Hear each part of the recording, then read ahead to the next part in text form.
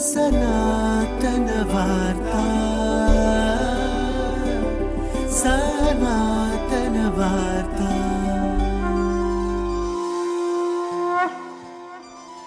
નમસ્તે, મારું નામ સૌરભ શુક્લ છે. સનાતન ધર્મની વાર્તાઓનું પોડકાસ્ટ એટલે સનાતન વાર્તા.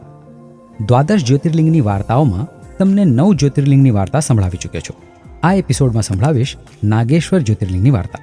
શ્રી નાગેશ્વર જ્યોતિર્લિંગ 12 જ્યોતિર્લિંગોમાં 10મા ક્રમે છે. આ જ્યોતિર્લિંગ ગુજરાત પ્રાંતના દ્વારકાપુરીથી લગભગ 25 કિલોમીટરના અંતરે આવેલું છે.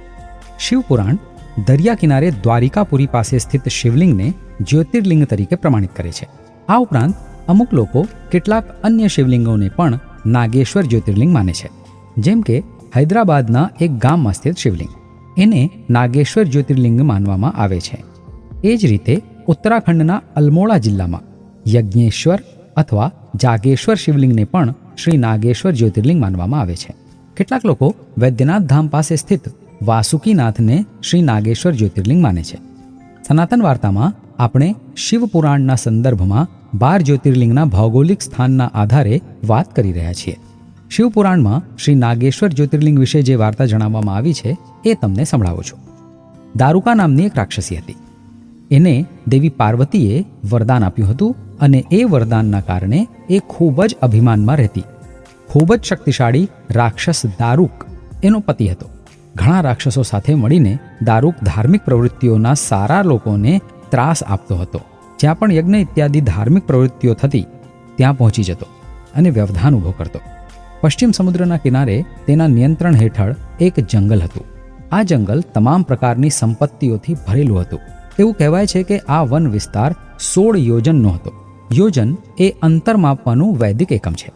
આ મુજબ આ જંગલ આશરે 192 કિલોમીટર લાંબુ હતું. દારૂકા જ્યાં પણ પોતાના આનંદ માટે જતી ત્યાં જમીન, વૃક્ષો અને બધા સંસાધનો સાથે તે જંગલ પણ જતું. માતા પાર્વતીએ તે જંગલની સંભાળ રાખવાની જવાબદારી દારૂકાને સોંપી હતી. દારૂક એ જંગલમાં રહેતો અને બધાને ડરાવતો.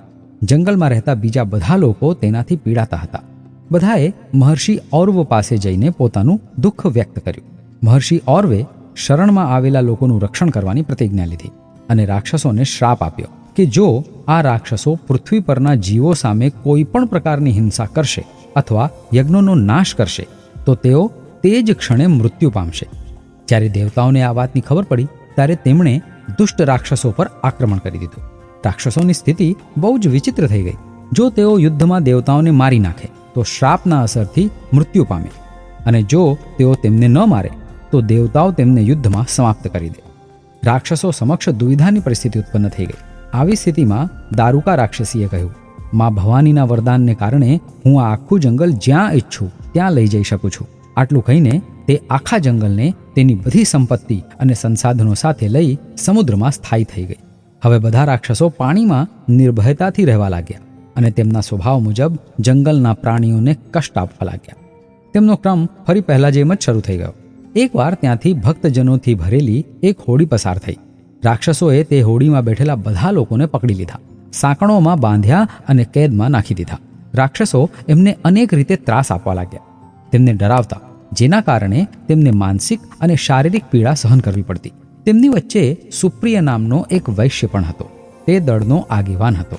સુપ્રિય ખૂબ જ સદાચારી વ્યક્તિ હતો. ભસ્મ રુદ્રાક્ષધારી અને ભગવાન શિવનો અનન્ય ભક્ત હતો. તે ભગવાન શિવની પૂજા કર્યા વિના ભોજન પણ ગ્રહણ ન કરતો. પોતાની સાથે સુપ્રિયે પોતાના મિત્રોને પણ શિવ ઉપાસના માટે પ્રેરિત કર્યા હતા. આ સમય બધા માટે દુઃખનો સમય હતો અને આવા સમય દરમિયાન બધાએ ભગવાન શિવની પૂજા કરી અને મંત્રોનો જાપ કર્યો. બંદીગૃહમાં રહેતા બધા લોકો માટે આ એક નિયમિત દિનચર્યા બની ગઈ. રાક્ષસ દારૂકને આ વાતની ખબર પડી. તે ખૂબ જ ગુસ્સે થયો અને સુપ્રિયને મારી નાખવાનો આદેશ આપ્યો.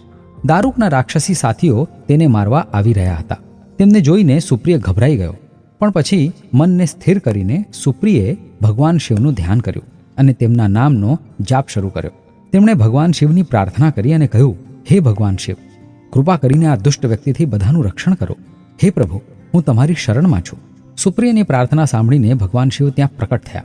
તેમની સાથે એક મંદિર પણ દેખાયું. મંદિર વચ્ચે શિવલિંગ ચમકતું દેખાઈ રહ્યું હતું. ભગવાન શિવનો આખો પરિવાર ત્યાં પ્રકટ થયો. સુપ્રિયે ભગવાન શિવની પૂજા કરી. ભગવાન શિવ સુપ્રિયથી અત્યંત પ્રસન્ન થયા અને તેમણે પોતે પાશુપતાસ્ત્રથી બધા રાક્ષસો અને તેમના સેવકોનો નાશ કર્યો. ભગવાન શિવે પોતાના ભક્તોનું રાક્ષસોથી રક્ષણ કર્યું. ત્યારે ભગવાન શિવે તે જંગલને આશીર્વાદ આપ્યો કે આજથી આ જંગલમાં ચારેય વર્ણો એટલે કે બ્રાહ્મણ, ક્ષત્રિય, વૈશ્ય અને શૂદ્રના ધર્મોનું પાલન કરવામાં આવે. મહાન ઋષિઓ અહીં સ્વતંત્રતા અને નિડરતાથી રહી શકે, પણ તમોગુણી રાક્ષસો અહીંયા ક્યારેય નહીં રહી શકે. તે જ સમયે રાક્ષસી દારૂકાએ માતા પાર્વતીની સ્તુતિ કરી. માતા પાર્વતી પ્રસન્ન થયા અને કહ્યું, દારૂકા, તારે શું જોઈએ છે? દારૂકાએ માતા પાર્વતીને કહ્યું, હે માતા, કૃપા કરીને મારા કુળનું રક્ષણ કરો. માતા પાર્વતીએ તેમના વંશનું રક્ષણ કરવાની પ્રતિજ્ઞા લીધી. માતા પાર્વતીએ ભગવાન શિવને પ્રાર્થના કરી અને કહ્યું, હે સ્વામી, તમે જે કહ્યું તે યુગના અંતમાં સાચું પડે અને ત્યાં સુધી તામસી સૃષ્ટિ પણ અહીં જ રહી શકે, આ મારી વિનંતી છે.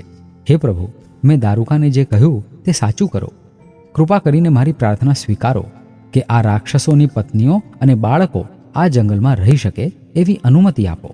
માતા પાર્વતીની વિનંતી સ્વીકારીને ભગવાને કહ્યું કે હું મારા ભક્તોની સંભાળ રાખવા માટે આ જંગલમાં પ્રસન્નતાથી રહીશ. વર્ણ ધર્મનું પાલન કરવા માટે જે કોઈ અહીં મારા દર્શન કરશે તે ચક્રવર્તી રાજા બનશે. આ રીતે વાતો કરતા કરતા ભગવાન શિવ અને માતા પાર્વતી ત્યાં સ્થાયી થયા. મહાદેવજીના જ્યોતિર્લિંગ સ્વરૂપને ત્યાં નાગેશ્વર કહેવામાં આવ્યું અને માતા પાર્વતી નાગેશ્વરી નામથી ઓળખાયા. આ હતી વાર્તા ભગવાન શિવના નાગેશ્વર જ્યોતિર્લિંગની. મારું નામ સૌરભ શુક્લ છે. જય રામજી કી. સનાતન વાર્તા.